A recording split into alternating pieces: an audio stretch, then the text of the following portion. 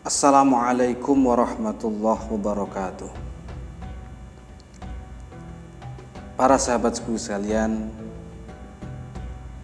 kajian sejarah para nabi kita kali ini sudah mencapai episode dengan judul Sejarah Perang Pertama Umat Manusia. Mari kita saksikan bersama-sama.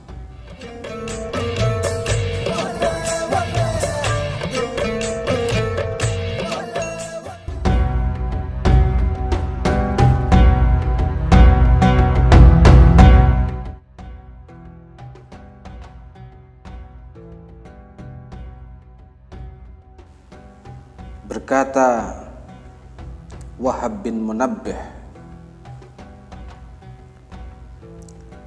saat Nabi Adam alaihi salam wafat, dikala itu Syis alaihi salam sudah berumur 400 tahun dan Nabi Adam alaihi salam telah memberikan Syis sebuah tabut atau peti yang berisi perintah Allah Subhanahu wa taala, memberikan kain bulu serta kudanya yang bernama Al-Maimun yang didatangkan langsung dari surga. Konon ketika kuda itu meringkik, semua hewan tunggangan yang ada di bumi menjawabnya dengan bertasbih, subhanallah walhamdulillah wa la ilaha illallah wallahu akbar.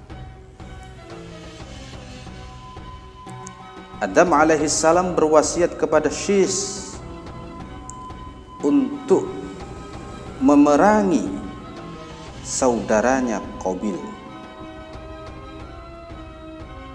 Maka ketika Adam alaihi salam wafat, Syis bergerak keluar rumah untuk memerangi saudaranya yaitu Qabil. Dan terjadilah duel, pertarungan antara Syis dan Qabil. Itulah sejarah peperangan pertama umat manusia di bumi. Dan pertarungan itu dimenangkan oleh Syis alaihi salam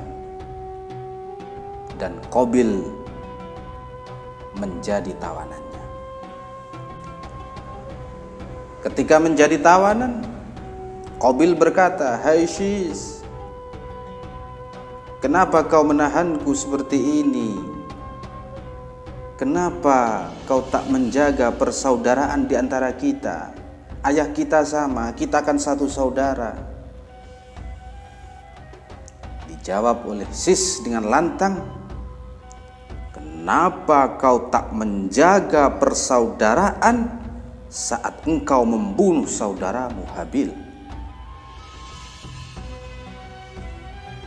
Maka kemudian Syis alaihi salam memegang Qabil, membelenggu lehernya, menyeretnya dan menggantungnya di tengah terik matahari. Dan di situ dibiarkan sampai Qabil tewas. Tapi dalam riwayat lain, Qabil mati karena dihantam batu oleh anaknya sendiri. Kemudian Syis alaihi salam kembali ke rumahnya di Gunung Nut, gunung tempat tinggal Nabi Adam alaihi salam, untuk memimpin umat manusia di sana. Pada akhirnya para anak keturunan Qabil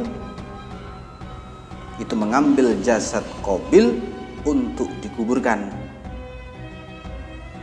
Tiba-tiba iblis datang dalam bentuk malaikat dan berkata, "Jangan kau kubur mayat Qabil di dalam tanah." Karena iblis merubah dirinya berbentuk seperti malaikat. Semua anak-anak Qabil langsung percaya. Lalu iblis membawa 2 batu marmer yang bagus. Setelah itu iblis melubangi 2 batu tersebut, maka jadilah batu itu menyerupai sebuah peti mati. Dan iblis menyuruh anak Qabil untuk memasukkan jasad Qabil ke dalam batu tersebut.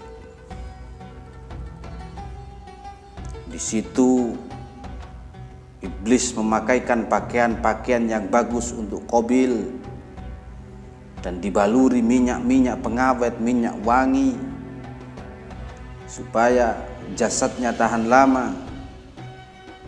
Kemudian iblis menyuruh anak-anak Qabil untuk menempatkan jasad Qabil di dalam bangunan, suatu rumah atau suatu kubah, dan ditaruh di atas kursi emas jasad Qabil itu, serta memerintahkan bagi yang masuk ke dalam bangunan tersebut supaya bersujud 3 kali di bawah jasad Qabil. Dan iblis juga menyuruh anak-anak Qabil untuk menjadikan perayaan di tiap tahunnya untuk mengenang bapak mereka, yaitu Qabil. Maka selanjutnya itu iblis menyuruh anak buahnya, yaitu para setan, untuk selalu membisikkan kepada umat manusia, anak cucu Adam, terkhusus kepada keturunan Qabil, untuk selalu bersujud di hadapan mayat Qabil pada zaman itu. Allah Subhanahu wa ta'ala menurunkan 50 sakhifah atau lembaran syariat dari perintah Allah kepada Nabi Syis alaihissalam. Dialah orang pertama yang ucapannya mengandung hikmah.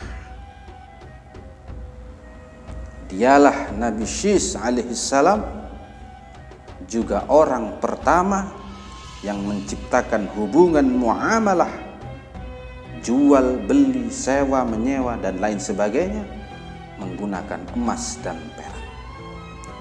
Dan juga orang pertama yang menciptakan, melahirkan akad jual beli, itu Qabil.